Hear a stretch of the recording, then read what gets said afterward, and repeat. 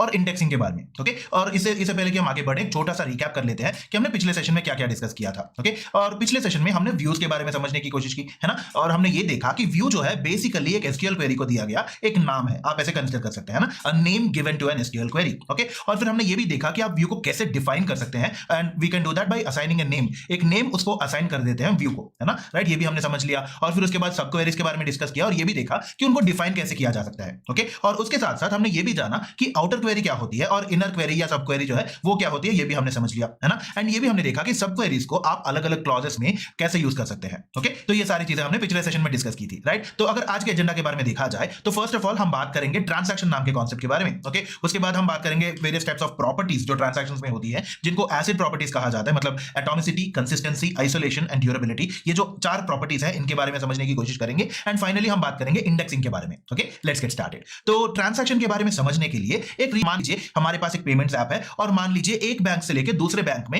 Amount जो है वो ट्रांसफर होना चाहिए, that is the purpose. Okay, तो इस सिनेरियो में मान लीजिए अगर हमारे पास 2 लोग हैं, सैम और डेविड, तो सैम के अकाउंट में से 10,000 रुपीज बैलेंस दिख रहा है आपको, है ना। सिमिलरली डेविड के अकाउंट में हमें 5,000 रुपीज का बैलेंस दिख रहा है, and let's assume the currency is rupees only. Okay, तो मान लीजिए सैम डेविड को 1000 रुपए भेजना चाहते हैं। ओके, तो यहां पे कौन कौन से स्टेप्स इन्वॉल्व होंगे ये एक बार अच्छे से समझ लेते हैं, राइट। सो पहला स्टेप क्या होगा, सैम के अकाउंट में जो 10,000 है उसमें से 1000 रुपए डेबिट होंगे, मतलब डिडक्ट हो जाएंगे, है ना। और जैसे कि आप यहां पे देख सकते हैं सैम के अकाउंट में पहले 10,000 थे, उसमें से 1000 निकाल दिए, अब 9,000 रुपीज बचे हैं। ओके, अगला स्टेप क्या होगा, जो 1000 रुपीज सैम के अकाउंट से निकले हैं उनको ले जाके डेविड के अकाउंट में डालना पड़ेगा, है ना, क्रेडिट करना पड़ेगा। ओके, तो जैसे कि आप यहां पे स्लाइड में देख सकते हैं ये जो 1000 रुपीज है इसको ले जाके डेविड के अकाउंट में ऐड किया गया और अभी डेविड का करंट बैलेंस है 6,000 रुपीज। ओके, तो यहां अगर आप ऑब्जर्व करें तो 2 फंडामेंटल स्टेप्स दिख रहे हैं आपको। पहली बात, अमाउंट जो है जहां से जहां तक जाना चाहिए सो सोर्स में से डेबिट हो जाना चाहिए, मतलब डिडक्ट हो जाना चाहिए, घटा देना चाहिए, है ना, और फिर उसी अमाउंट को ले जाके डेस्टिनेशन अकाउंट में क्रेडिट करना होगा या फिर ऐड करना होगा, है ना। 2 लॉजिकल स्टेप्स दिख रहे हैं आपको, अमाउंट डिडक्ट होगा सोर्स अकाउंट से और ले जाके क्रेडिट हो जाएगा हमारे डेस्टिनेशन अकाउंट में, सैम के अकाउंट से लेके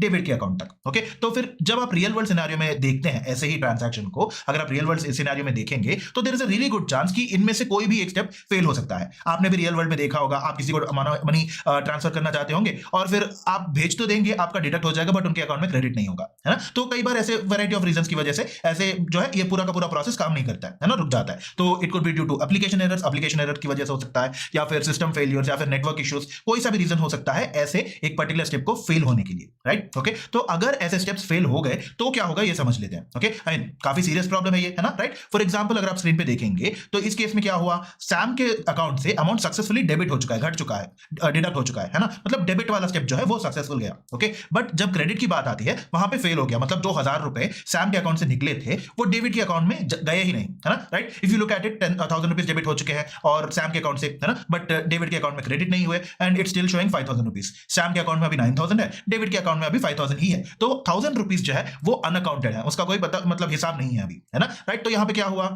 हमने बेसिकली जो 2 लॉजिकल स्टेटमेंट्स के बारे में डिस्कस किया था, एक कि एक अकाउंट से अमाउंट क्रेडिट हो जाना चाहिए, वो एक लॉजिकल स्टेप है, और वो डेबिटेड अमाउंट जो है वो दूसरे अकाउंट में क्रेडिट हो जाना चाहिए, वो दूसरा लॉजिकल स्टेप है ना, मतलब जहां से सब्ट्रैक्ट हुआ दूसरी जगह पे जाके एडिशन हो जाना चाहिए, है ना। 2 लॉजिकल स्टेप्स हैं। हमने ये इंश्योर नहीं किया, मतलब इस फेज में यहां पे जब फेलियर देखा हमने, तो यहां पे हमने क्या इंश्योर नहीं किया कि दोनों लॉजिकल स्टेप्स एक साथ एग्जीक्यूट होने चाहिए, मतलब हमें ये इंश्योर करना होगा कि या तो डेबिट और क्रेडिट साथ साथ में एग्जीक्यूट होंगे या फिर दोनों ही फेल हो जाएंगे। Okay, right, we need to ensure कि दोनों स्टेटमेंट्स, दोनों पर्टिकुलर लॉजिकल स्टेटमेंट जो है दोनों सक्सेसफुल हो, ये इंश्योर करना है। और प्रॉब्लम नंबर 1 ये था कि हमने ये इंश्योर नहीं किया इस सिनेरियो में। Okay, right. एक और प्रॉब्लम है इनकंसिस्टेंसी। फॉर एग्जांपल जो 1000 रुपए डिडक्ट हुए थे दैट इज अनअकाउंटेड, मतलब उसका कोई हिसाब नहीं है ना। और एज यू सी पहले स्टेज में क्या हुआ, मतलब डेबिट के पहले फंडामेंटली सैम के अकाउंट में 10,000 थे, डेबिट के अकाउंट में 5,000 से, तो टोटली 15,000 हो गए, है ना। हाउएवर अमाउंट डिडक्ट होने के बाद क्रेडिट नहीं हुआ, तो इस स्टेज में क्या हुआ, सैम के अकाउंट में 9,000 है, डेबिट के अकाउंट में 5,000 है, तो कुल मिला के 14,000 हो गए, बट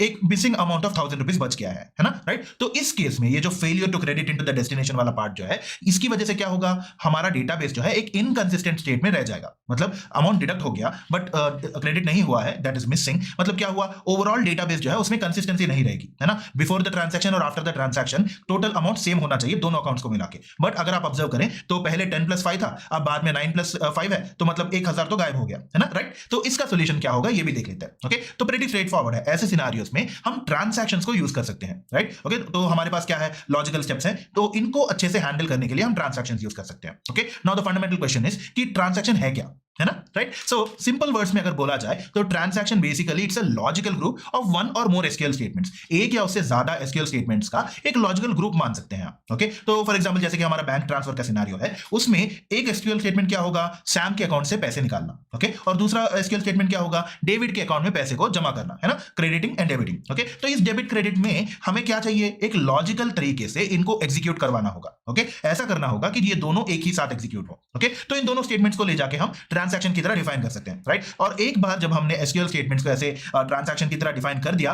तो उनकी चार फंडामेंटल प्रॉपर्टीज होती है। Okay, but just to reiterate, transaction क्या है, एक ग्रुप और एक लॉजिकल ग्रुप ऑफ वन और मोर एसक्यूएल स्टेटमेंट्स, है ना, यूजुअली लॉजिकली साथ में काम करते हैं ये लोग। Okay, right. सो एक बार जब हमने ऐसे एसक्यूएल स्टेटमेंट्स को एक ट्रांजैक्शन की तरह डिफाइन कर दिया तो चार इंपॉर्टेंट प्रॉपर्टीज होती है। ओके, सबसे पहली एटॉमिसिटी। ओके, तो एटॉमिसिटी बेसिकली ये एंश्योर करता है कि जो सेट ऑफ एसक्यूएल स्टेटमेंट्स को हमने एक ट्रांजैक्शन की तरह डिफाइन किया है, ये बेसिकली एटॉमिसिटी क्या करता है, ये एंश्योर करता है कि ये जो सारे के सारे एसक्यूएल स्टेटमेंट्स हैं या तो सारे के सारे सक्सेसफुल होंगे या सारे के सारे फेल हो जाएंगे। मतलब कोई ऐसा सिचुएशन नहीं होगा जहां पे कुछ एसक्यूएल स्टेटमेंट सक्सेस हुए और कुछ फेल हो गए। ओके, या तो सारे के सारे कंफर्म होंगे, मतलब सक्सेसफुल हो जाएंगे, या फिर सभी फेल हो जाएंगे। ओके, तो अगर सारे के सारे स्टेटमेंट सक्सेसफुल हैं, we are good to go, but अगर फेल हो गया तो मतलब एटलीस्ट इनकंसिस्टेंसी वाला इश्यू तो नहीं होगा, है ना, राइट। तो both the debit and credit जो है, मतलब अकाउंट से अमाउंट डिडक्ट होना और दूसरे अकाउंट में जाके जमा होना, ये दोनों जो है या तो दोनों एक साथ होंगे या फिर दोनों नहीं होंगे, राइट। तो एटॉमिसिटी की वजह से जो है ये जो इनकंसिस्टेंसी वाला इश्यू हमने डिस्कस किया था वो एड्रेस हो जाएगा। ओके, मतलब एटॉमिसिटी में हमें इतना याद रखना है कि या तो सारे के सारे एसक्यूएल स्टेटमेंट्स एग्जीक्यूट हो जाएंगे या फिर कोई भी एग्जीक्यूट नहीं होगा, as simple as that. Okay, और एक और इंपॉर्टेंट प्रॉपर्टी है कंसिस्टेंसी। ओके, तो मतलब एक बार ट्रांजैक्शन हो गया तो डेटाबेस को जो है कंसिस्टेंट स्टेट में छोड़ के ही जाएगा, is what consistency talks about. Okay, for example हमारे सिनेरियो में क्या हुआ, before the transaction total amount दोनों बैंक अकाउंट्स में 15,000 था, मतलब सैम के अकाउंट में 10,000 और डेविड के अकाउंट में 5,000। ओके, अब मान लीजिए ट्रांजैक्शन सक्सेसफुल हो गया और 1000 जो है सैम के अकाउंट से ले जाके हमने डेविड के अकाउंट में डाल दिया सक्सेसफुली। ओके, तो अब क्या होगा, सैम के अकाउंट में बच गए 9,000 और डेविड के अकाउंट में 6,000 और दोनों को मिलाएंगे तो फिर से 15,000 ही होगा। ओके, बट मान लीजिए अगर ट्रांजैक्शन फेल हो गया तो हमें क्या चाहिए, दोनों स्टेटमेंट सक्सेसफुली एग्जीक्यूट होना चाहिए या फिर दोनों ही फेल हो जाने चाहिए, है ना, मतलब अमाउंट डेबिट नहीं होना चाहिए अगर ट्रांजैक्शन फेल हुआ तो। ओके, तो ऐसे सिचुएशन में क्या होगा, हमें वो अमाउंट जो है फिर से वापस सैम के अकाउंट में डाल देना होगा। तो यहां पे भी कंसिस्टेंसी मेंटेन करनी पड़ेगी, चाहे ट्रांजैक्शन सक्सेसफुल हो या फिर फेल हो, आपका डेटाबेस जो है हमेशा कंसिस्टेंट स्टेट में रहना चाहिए, ये बताता है कंसिस्टेंसी वाला प्रॉपर्टी। ओके, तो transaction should always leave the database in A consistent state. Okay, transaction होने के बाद डेटाबेस कंसिस्टेंट स्टेट में ही होना चाहिए। ओके, चाहे वो सक्सेस केस हो चाहे फेलियर केस हो, डेटाबेस अपना कंसिस्टेंट स्टेट नहीं छोड़ने वाला। Okay, right. सो वो था बेसिकली एटॉमिसिटी और कंसिस्टेंसी के बारे में। ओके, अब इन दोनों प्रॉपर्टीज की वजह से हमें क्या समझ आया, एक तो है कि ये दोनों प्रॉपर्टीज हमने जो अब तक प्रॉब्लम्स डिस्कस किए थे, जो इनकंसिस्टेंसी वाला इशू था और अनअकाउंटेबिलिटी वाला इशू था, इन दोनों सिचुएशंस को अच्छे से एड्रेस कर रहे हैं। ओके, तो ये सब हमने अच्छे से समझ लिया है और हमने ये भी जाना कि जब एक ट्रांजैक्शन होता है तो या तो सारे के सारे एसक्यूएल स्टेटमेंट्स को अप्लीकेबल होना होगा या फिर सारे के सारे फेल हो जाने चाहिए। ये एटॉमिसिटी वाली प्रॉपर्टी जो है ये एंश्योर कर लेती है, ये भी हमने अच्छे से समझ लिया, राइट। सो और भी कुछ प्रॉपर्टीज हैं, चारों में से हमने अभी सिर्फ दो ही डिस्कस किए हैं। ओके, तो उनको भी एक बार देख लेते हैं, राइट। तीसरी प्रॉपर्टी है आइसोलेशन, मतलब अगर आप एक रियल वर्ल्ड बैंकिंग सिनेरियो लेते हैं तो ऑब्वियसली ऐसा नहीं कि एक ही कस्टमर होंगे और एक ही रिसीवर होंगे और उन दोनों के बीच में एक ही ट्रांजैक्शन चलेगा, नहीं ना, मतलब पैरेलली बहुत सारे कस्टमर्स होते हैं और वो भी पैरेलली बहुत सारे ट्रांजैक्शंस करते रहते हैं। ओके, तो ये आइसोलेशन वाली प्रॉपर्टी क्या एंश्योर करती है कि ये ट्रांजैक्शंस जो पैरेलल ट्रांजैक्शंस चल रहे हैं, ये उनमें से एक ट्रांजैक्शन किसी दूसरे ट्रांजैक्शन को अफेक्ट नहीं करेगा, मतलब at the same time multiple transactions जो है साइमल्टेनियसली हो सकते हैं विदाउट अफेक्टिंग अदर्स। बाकी सारे ट्रांजैक्शंस को बिना अफेक्ट किए एक एक ट्रांजैक्शन अपने खुद के लाइन में चलता जाएगा, is what it means. Okay, right. In fact हम इन चीजों को लेकर, इन प्रॉपर्टीज को लेकर और भी इन डेप्थ जा सकते हैं, बट अभी के लिए आप इन प्रॉपर्टीज का एक ब्रीफ अंडरस्टैंडिंग समझ लीजिएगा। Okay, right. मूविंग ऑन, एक और प्रॉपर्टी है ड्यूरेबिलिटी।